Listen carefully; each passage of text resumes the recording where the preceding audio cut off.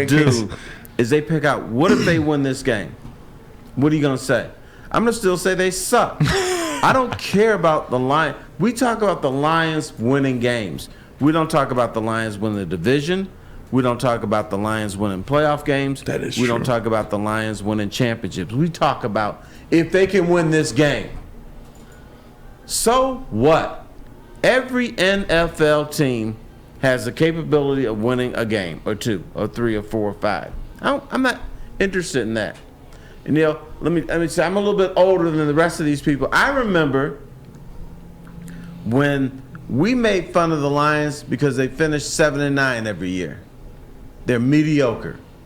Now, if the Lions finish 7-9, there's a party in the streets because man, they've really improved. In other words, we are hoping that the Lions can become what they were 20, 30 years ago when we made fun of them.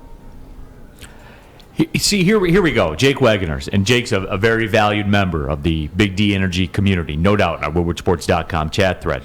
He says the Commanders beat the Bears at Chicago. You can certainly say the Lions have a chance to win there on the road. Going back to Terry's point, yes, Jake, there's a chance, but it ain't going to happen. You know why I think that? Because it's never happened when Dan Campbell's been the coach. And again, that may upset us, right, to say. But I deal in fact. But it's true. That's a factual statement. There is no escape from that. Mm-hmm. That's a factual statement. I didn't lose all those games on the road. Don't be mad at me. But that's what it is. Like, you can't, and that's what I was trying to explain to my son yesterday. You can't assume that. Mm-hmm. You can't assume that something that's never happened before is going to happen. You don't get that right. And I also think it's kind of even magnified this year because so far, our one game on the road that we were that we could have won. Obviously, we went to Foxborough and got pooped on. But in Minnesota, we were leading that game. We should have won that game. We should have gone there and taken that first dub on the road. And guess what happens? Why didn't you? Dan Campbell lost the game for us. Right. And that's the thing. You could be in position to win a game in Chicago, and Dan Campbell may decide, hey, let me turn into stupid guy in the last 2 minutes and blow this game. So no victory is assured with the Lions. What about this, Terry?